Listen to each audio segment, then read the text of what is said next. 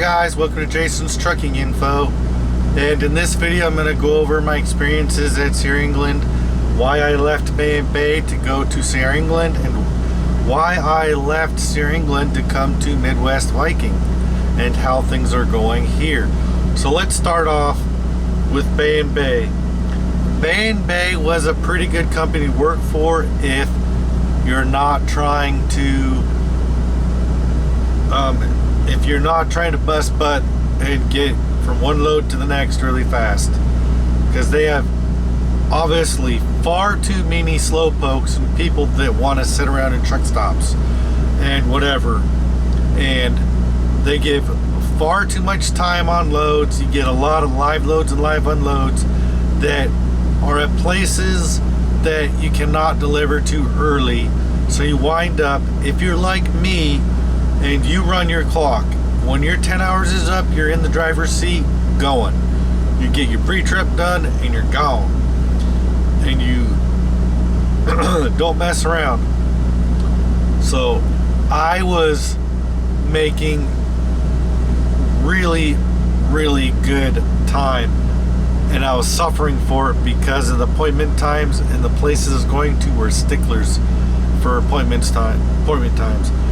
The first week or so I was there, I had a lot more drop-in hooks, and I was able to show up early for most of those loads and drop and hook and get out of there. Never usually ran into any slow-ups with the drop-in hooks. That's how drop-in hooks are supposed to work, and they're supposed to be preloaded and ready early. So if you've shown up early, it should be ready with most places. But there's some places that run behind a lot, either because they're short-staffed or maybe they haven't even received the product off of other trucks that are delivering to them. So whatever the case may be, I wound up getting a lot more live load and live unloads at Bay & Bay, and because of the way I run, I tend to get ahead of the game really easy because I don't mess around. I go from, if I have drive time, I'm driving and trying to get to the next load. I'm trying to get done with the load I'm on as quickly as possible and get on to the next load as quickly as possible, and so on and so forth. I'm out here to make money. I'm not out here to, this ain't recreation. Yes, the truck is like a house on wheels. You're pulling a trailer. It's kind of like living in a compact RV almost, pulling a trailer and running loads. But I'm not out here to relax. I'm out here to make videos for you guys and show you things, and I'm out here to run loads and make money and pay my bills and hopefully pay off some debts.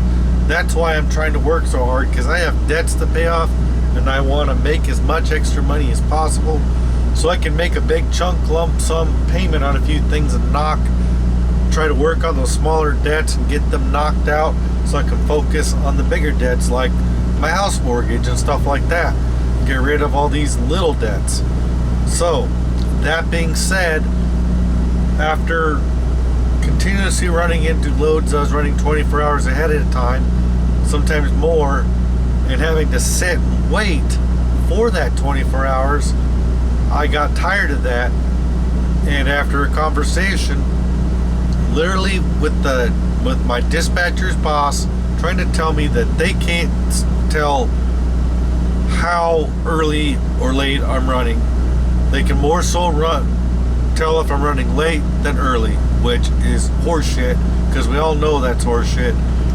He tried to tell me they just don't have the technology like most other companies to keep track, and then in the almost same sentence or next sentence said, oh,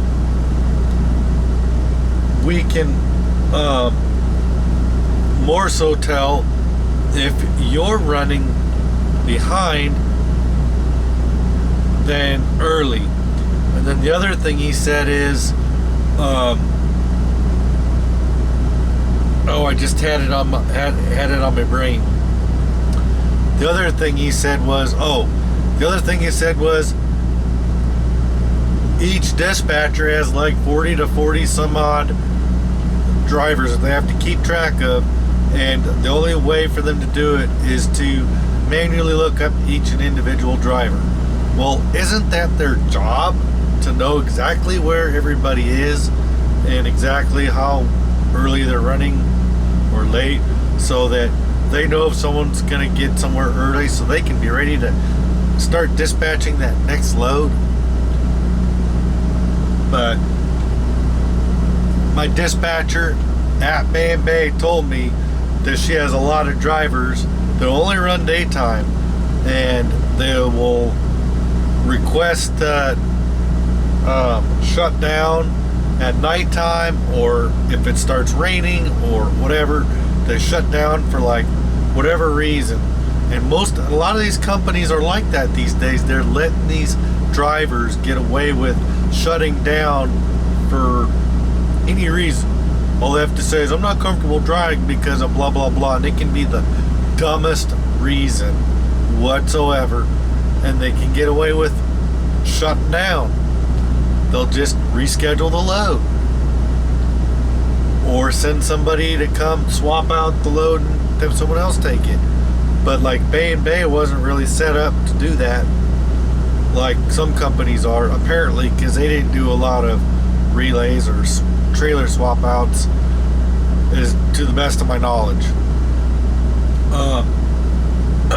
So that was mainly the reason. That conversation with that guy telling me that they didn't have the technology to tell exactly where we're at, but then also told me that they'd have to manually look up each driver to be able to tell. And apparently he doesn't think that the dispatchers have time to look everybody up like they should be. So maybe they need more dispatchers to keep track of their drivers. I don't know.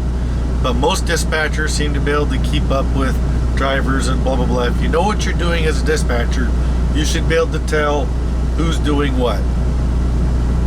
You should be able to figure out within so many weeks that you have a driver that runs hard, or you have a driver that likes to mess around, play around in the truck stops, whatever, doesn't like to run if the weather's bad, or only runs when the sun's up, or only runs at night, or whatever the case may be. Dispatchers need to know what kind of driver each one of their drivers are, and keep track of what they like, how they like to run, and then run them accordingly. And should try to push their slackers harder by making them have tighter appointment times and whatever, so that they're forced to work, and not, because you're on the truck to work. They gotta pay the bills on these trucks and trailers, and pay for the stuff back at the company, and then pay us drivers, you and I, that need to pay us. So after all that shenanigans, I was down at Salt Lake City dropping off a load, and I said, you know what, I just called up Sierra England out of the blue, looked them up, called the dispatchers, and they told me, oh yeah, we got this 100% drop and hook Anheuser-Busch run. It's set up so that everything's ready ahead of time, and you should be able to go in there and drop off and pick up, and you shouldn't have to be sitting, because you gotta, do daily ETAs and all this stuff. Sounded great. That's not exactly how it worked now, did it? Those of you that watched me on my live loads and stuff during that time know that that's not how it worked. When I first got out there, it took them about a week to do everything for orientation and stupid stuff, and then they finally gave me the key to the truck, and then it took another 2 days, and I was finally doing a massive deadhead, about 2,000 some miles from Salt Lake City out to somewhere in Pennsylvania, to drop off the empty trailer off at some trailer storing place.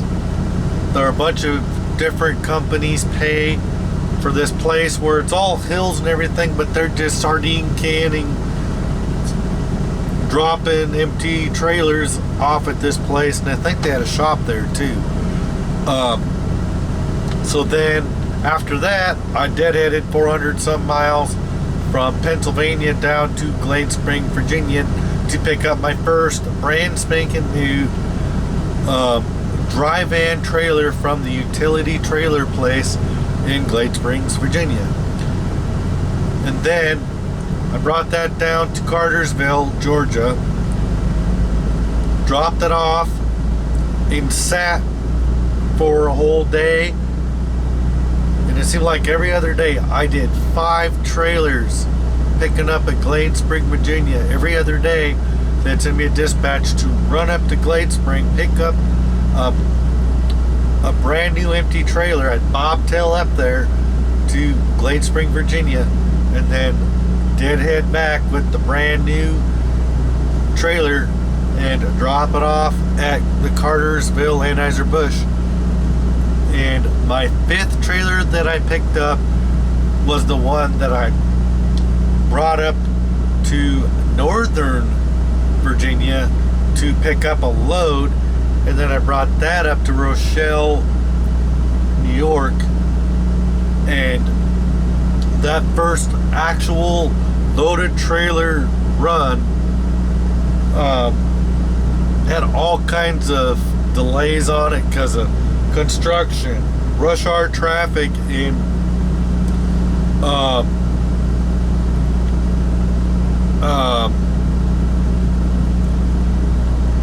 Maryland,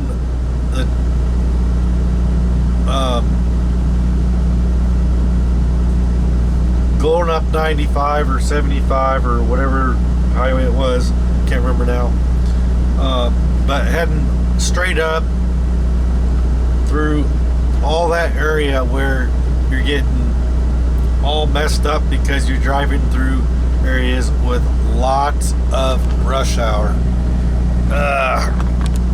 Where's my best lighting? About right there.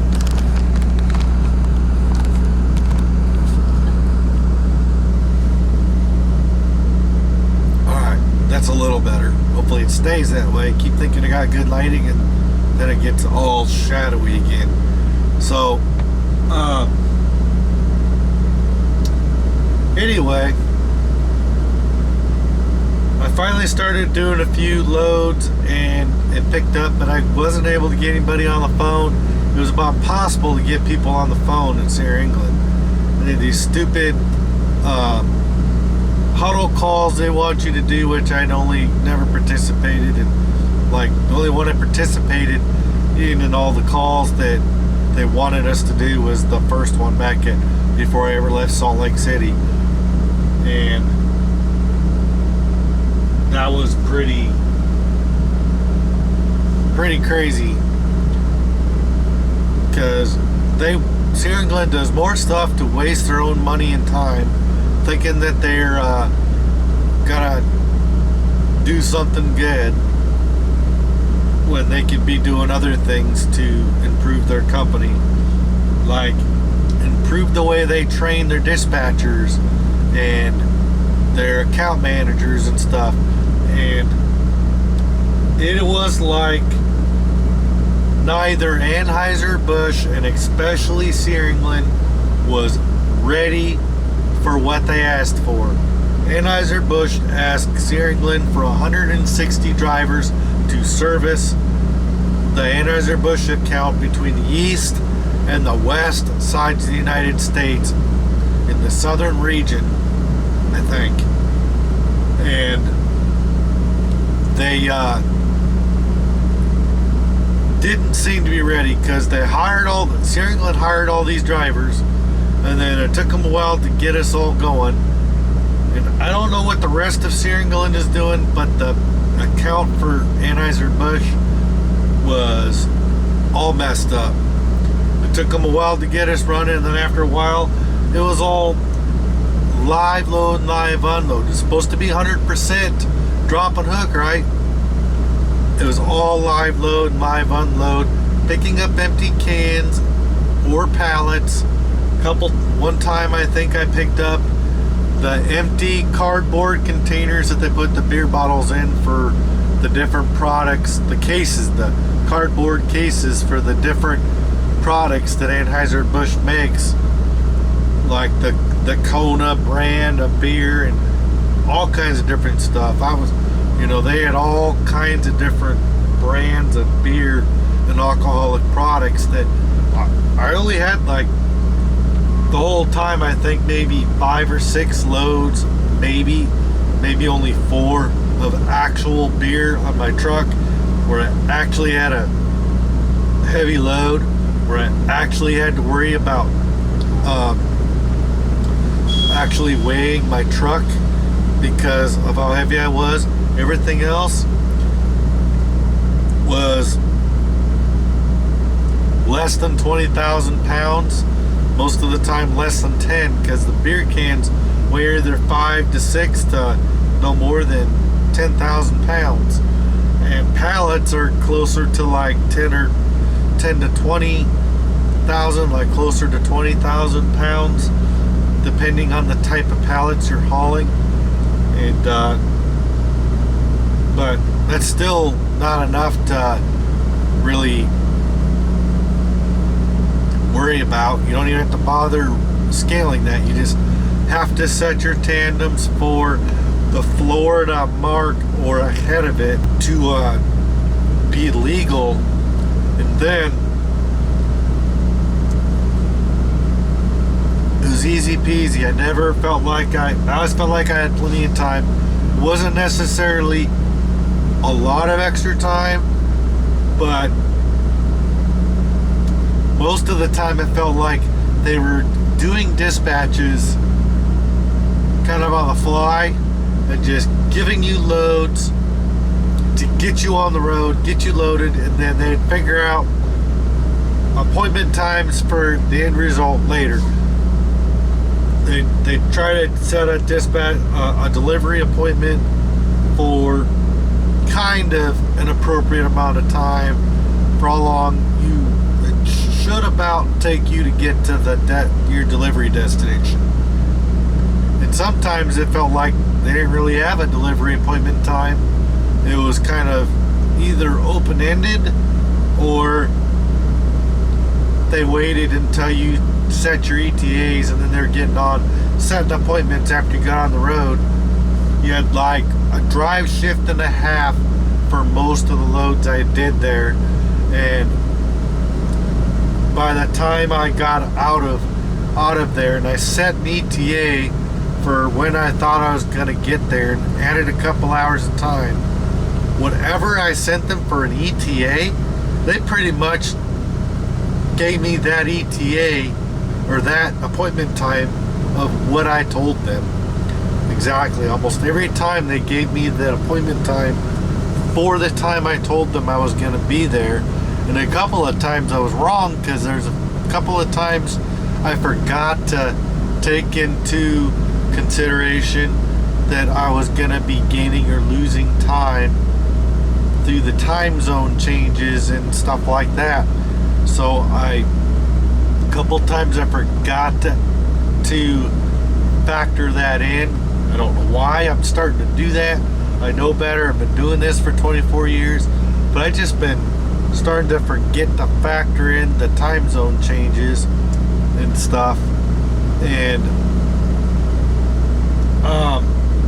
it kind of works out when I look at the ETAs for on my GPS, because it's gonna adjust for the time zone automatically, and then it just added in drive time, and then I added in like 2 hours after whatever, 10-hour break. Figured, I'd probably stop in about 10 and a half hours. But you just don't know what kind of time you're going to make all the time, because there's different factors. And then a couple times there was major detours out of nowhere.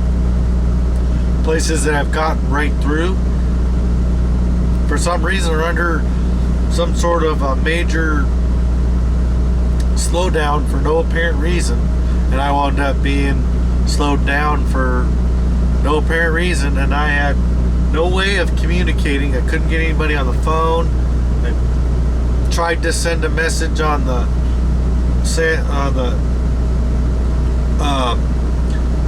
platform science was the ELD system they had at Sierra England, and it was just stupid crazy about how I was supposed to have all these live load, 100% drop and hook, and I always had live load and live unloads. And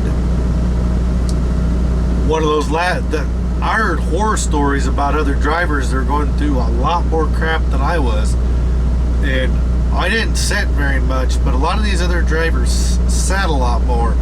The guy I talked to that I'm still friends with at Sierra England, who's still there, he said he's been getting all kinds of layover pay because they pay like $200 a day for layover pay, and he said he made over $1,000 in 1 week for layover pay.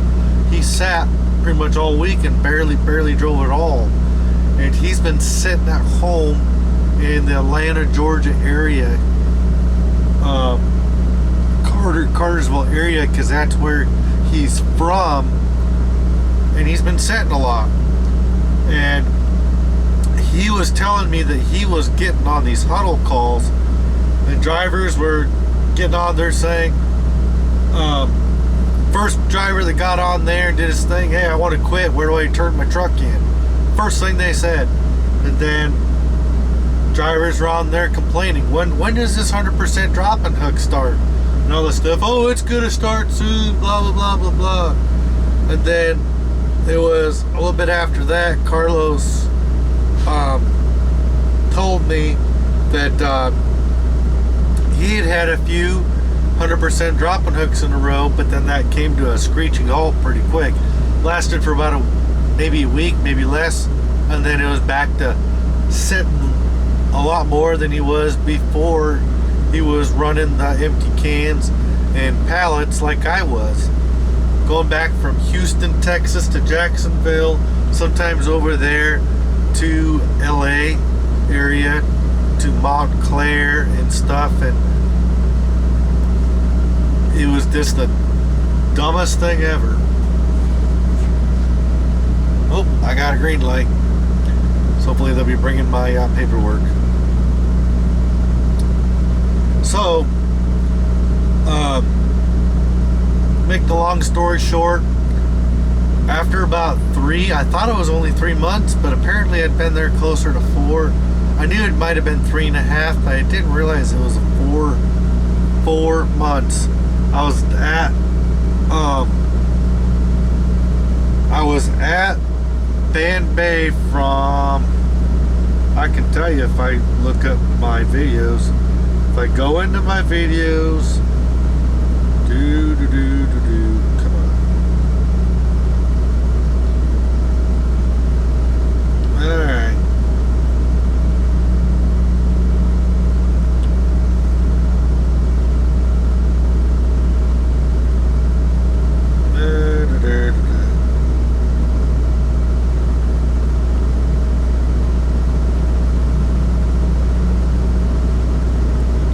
I gotta find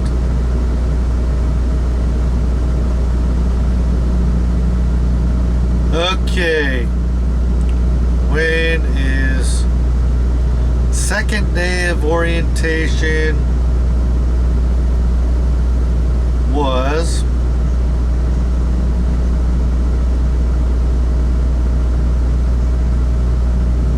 December 5th. So December 5th was my so December 4th. So I think I got in there December 3rd, drove up there December 3rd, and my last day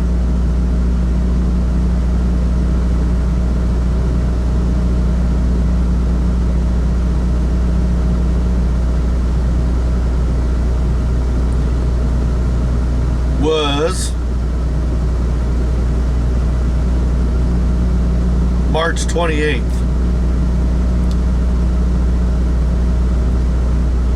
So I was at Bay about 4 months, roughly. And then I was at Sierra England for about 4 months. I gave them both 4 months. I gave them both 4 months to show me that they could run me the way I want to be ran. Neither one of them could do it. So, because I started orientation at Midwest Viking on August 2nd. And then I started running that Sunday.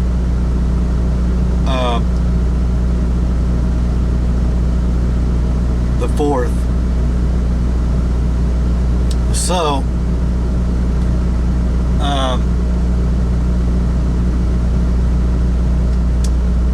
I gave him time. I gave him both the chance. And then I came here to Midwest Viking. So, after I lost my job, Alan Ritchie, hauling mail for the last several years, I hope Midwest Viking will stick. It seems like a good company. It seems like awesome guys to run for, and they're keeping me running. I'm making enough money.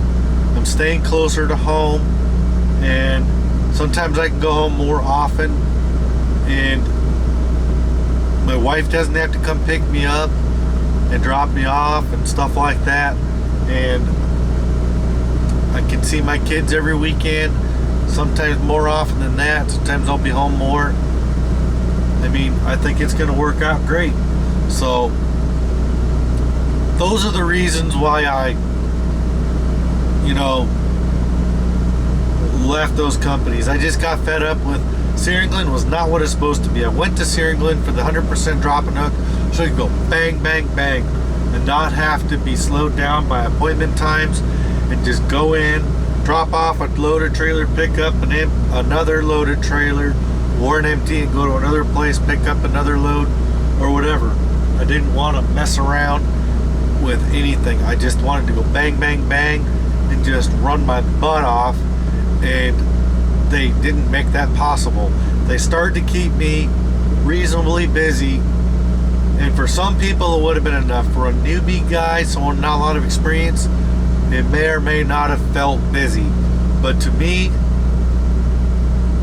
I'm used to working hard. I'm used to getting in and going and not messing around. So anyways, let me know what you think about all this, and leave me comments, and make sure you hit the like and leave any comments or questions. And if you haven't subscribed yet, please do so, and hit the bell so you're notified of all my future videos. You can go check out all the other videos. I got like over 300 videos on this channel now. About half of them are live feeds, and the other half are edited videos. I have what I call the edited videos, the ones that I record ahead of time and edit them out, and then I have the videos. I also have shorts too, which are quick 30, few second videos, no more than 30 seconds, quick made videos. And then there's the live feeds where I get on live and interact with you guys live, sitting in the front of my truck talking to you guys about what's going on. And sometimes I have a lot to talk about, sometimes I don't. Sometimes I can talk about stuff, and sometimes it depends on how much you guys are interacting with me through the comment section, because I try to make sure I turn on the live comments so you guys can get on there and ask me questions or say stuff, and then I can read those and answer questions or respond to whatever you're saying. Hopefully you're saying nice things. I have had at least one guy that likes to be kind of a troll.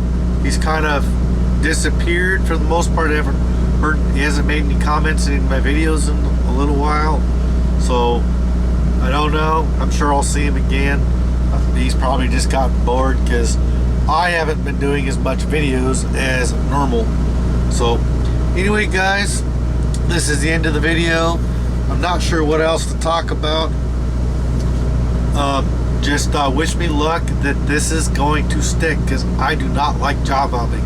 I like to stick in one place, and I think this will work. This place has been great.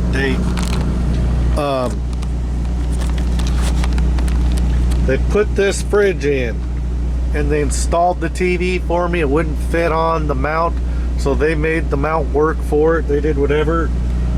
They told me that the CB's working. I brought this microwave in. I got a coffee pot. I've got my Wolf Box chest cooler that will do freezing temperature. It'll go down. I got it set for -8, and I got stuff freezing in there. Then I got my Rand McNally GPS, and I've got a skillet up there, a Road Pro to go. You can't hardly see that because it's really dark, but it's up there.